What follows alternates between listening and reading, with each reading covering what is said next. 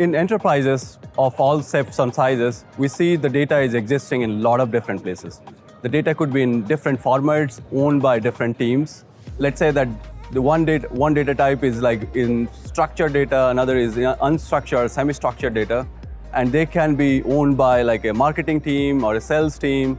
But if you want to get the insights from those data sets, it's very difficult because for the end users, they do not know where the data exists, where the data is who is owning the data, how the data is managed, what is the sensitivity of the data.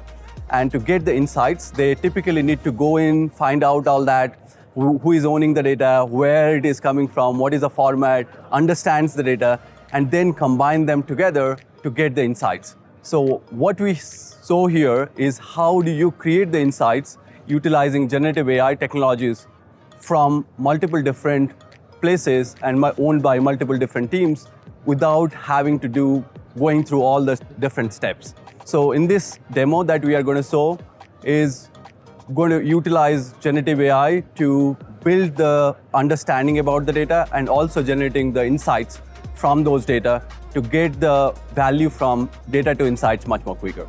So with that, I will have my colleague do the demo and explain how we can leverage the generative AI to build that. All right, so this is Amazon Data Zone, which is a data marketplace and enables your organization to be able to publish data and subscribe to data coming from different departments within your organization. This is a data project in Data Zone. The data project is the data environment that your different departments are going to use to publish and subscribe to data. You can see here that you have published assets and subscribed assets. Published assets is the data that your department owns and makes searchable for the rest of the organization. And subscribed assets is the data that you've searched for and subscribed to. So let's say, for instance, that I'm searching for sales data.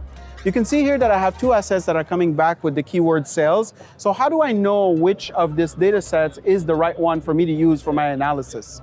Let's say I click on dealer sales data here, and you can see there's a summary here. This is completely generated by generative AI. It looks at your data and then summarizes what your data is about. And it also adds what potential use cases you could achieve with this data asset. Also, generative AI will populate your data schemas, descriptions for each and every column. So you truly gain an understanding of what this data is about. Okay, great, I've reviewed this data. This is the data that I want. So I will simply click here on subscribe, and this brings a subscription request. Within the subscription request, I just put the reason why I need this data, and I click on subscribe. As soon as I click on subscribe, this request goes to the data owner. The data owner reviews your request, and if it's all good, he clicks on approve, and now you have access to the data. Great, now I have access to my data. What can I do with it? So if we go here into our second product, which is Amazon QuickSight. It has generative BI capabilities that helps you build rich visuals just by asking questions about your data. So if we go here into my sales and customers analysis, I can leverage QuickSight Q and ask questions about my data to build my visuals. So I will say, show me sales by vehicle, segment, and state.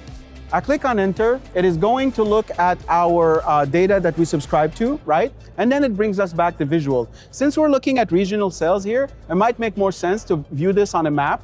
So we can switch the visual to a map, and then we can see all our sales across vehicle segments and across the states. Great.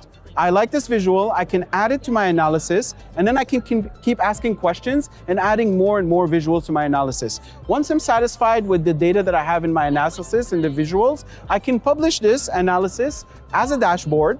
And then once it's published as a dashboard, the rest of your organization's users have access to these dashboards. And they can also leverage generative AI to ask questions about the dashboards published to further drill down into the data. That's awesome, but it's still not telling a consolidated data story. So next step is we're going to build a full data story based on these visuals. If we go here into data stories, we can simply click on new story.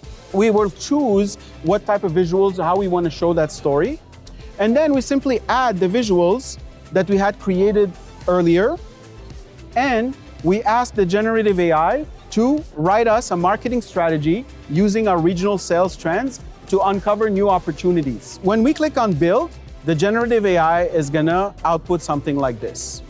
So you can see here, this is a full narrated data story built by AI.